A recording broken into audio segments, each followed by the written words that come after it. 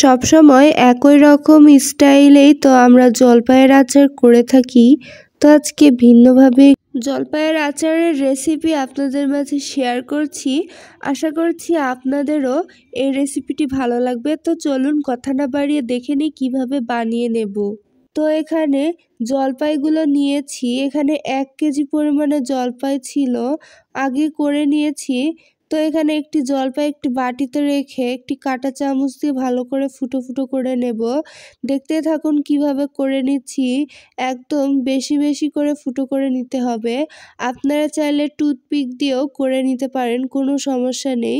কাঁটা চামচ দিয়ে করে নিলে একটু তাড়াতাড়ি হয়। আর হাতে একটি কাপড় বেঁধে নিয়েছি। এই তো দেখুন এভাবে করে নিতে হবে, আর যেন চাপ দিলে যেন রসটি বেরিয়ে আসে। এভাবে করলেই বুঝতে পারবেন যে এটি পারফেক্টভাবে হয়েছে। এই তো আমার সবগুলো করে নেওয়া কমপ্লিট। এখন এগুলো চুনের পানিতে ভিজিয়ে নেব। অবশ্যই চুনের পানিতে ভেজাতে হবে, না হলে একদমই হবে না। না হলে ভেতর থেকে টকটা বের হবে না, আর জলপাইগুলো আস্তে আস্তে থাকবে না, ভেঙে ভেঙে যাবে। হাতে একটু চুন নিয়ে ভালো করে এভাবে পানির সঙ্গে মিশিয়ে নিচ্ছি। এই তো দেখুন খুব ভালো করে মিশিয়ে নেব।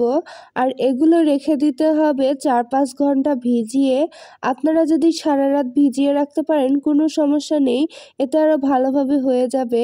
এরপরে দেখুন সারা রাত পর এই তো সকালে আমি দেখতেছি জলপাইগুলো একদম শক্ত হয়ে গিয়েছে, আর চাপ দিচ্ছি কোনো রস বেরোচ্ছে না।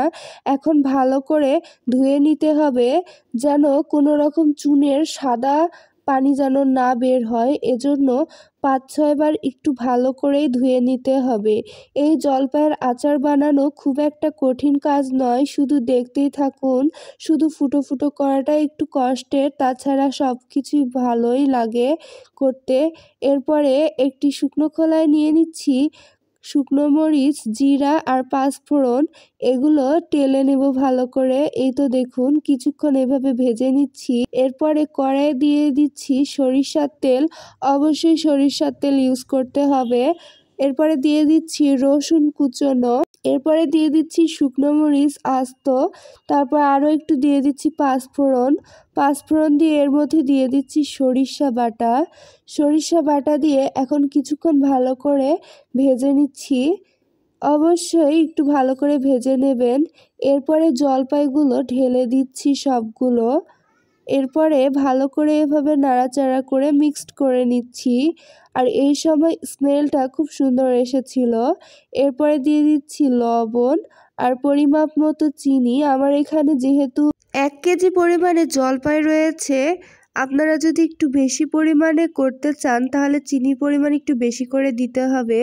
চিনি আমি অল্প করেই দিয়েছি, পরে আবার চেখে দিয়ে খেয়ে আবার একটু দিয়েছিলাম। তো এখানে নাড়াচাড়া করতে করতে চিনি গলে গিয়েছে। এরপরে একটি বাটিতে করে অল্প করে পানি দিচ্ছি। আপনারা চাইলে একটু তেল বেশি করে দিতে পারেন, ভেজা ভেজা থাকবে। আমি শুকনো শুকনো করে করব। তো এখানে পানি দিয়ে আর একটু নাড়াচাড়া করে ঢাকনা দিয়ে ঢেকে দিলাম। আর স্মেলটা এত সুন্দর আসতেছিল, পুরো বাড়ি একদম আচারের গন্ধে মোমো করছিল। এরপরে আবার ঢেকে দিলাম, আর নাড়বো না। আর টেলে নেওয়া মশলাগুলো এখন হামানদিস্তায় ভালো করে গুঁড়ো করে নিচ্ছি। অবশ্যই একটু মিহি করে গুঁড়ো করে নেবেন, আস্তে আস্তে করে রাখলেও সমস্যা নেই। এরপরে দেখুন চিনির পানি একদম শুকিয়ে এসেছে, মানে যতটুকু পানি দিয়েছিলাম সেটা শুকিয়ে এসেছে, আর চিনিগুলো রয়েছে এবং আঠা আঠা হচ্ছে। দেখুন আমি দেখাচ্ছি কীরকম বোঝা যাচ্ছে। এখন ভালো করে এভাবে কিছুক্ষণ অনবরত নাড়তে থাকবো। আর দেখুন কালার এরকম এসেছে, কোনো সমস্যা নেই। এরপরে গুঁড়ো মশলাগুলো একটু ছিটিয়ে দিচ্ছি, সবগুলোই দিয়ে দিব। আর এখন স্মেলটা এত সুন্দর আসতেছিল যা বলার মতো না। অনবরত এখন নাড়তে থাকবো। আর চিনিগুলো একদম গলিয়ে গেছে, এখন এগুলো শুকিয়ে নেব। যতক্ষণ পারেন নাড়তে থাকবেন। আর আপনারা যদি ভেজা ভেজা রাখতে চান কোনো সমস্যা নেই। একটু নিচে ছিল, আমি চুলাটি অফ করে দিয়েছি, কারণ ঠান্ডা হলে জলপাইগুলো আরও চিনি টেনে নেবে। এখন পরিবেশনের পালা। এই তো দেখুন একটি বক্সে আমি অলরেডি ঢেলে নিয়েছি। দেখতে যতটা সুন্দর হয়েছে খেতে কিন্তু মাশাআল্লাহ খুব সুন্দর ছিল। আমার হাসব্যান্ড তো খেয়ে বলে খুবই মজাদার হয়েছে। তো অবশ্যই বাসায় একবার হলেও এই রেসিপিটি ট্রাই করবেন। আর আজকের ভিডিও এতটুকুই, আর বড় করছি না। আল্লাহ হাফেজ।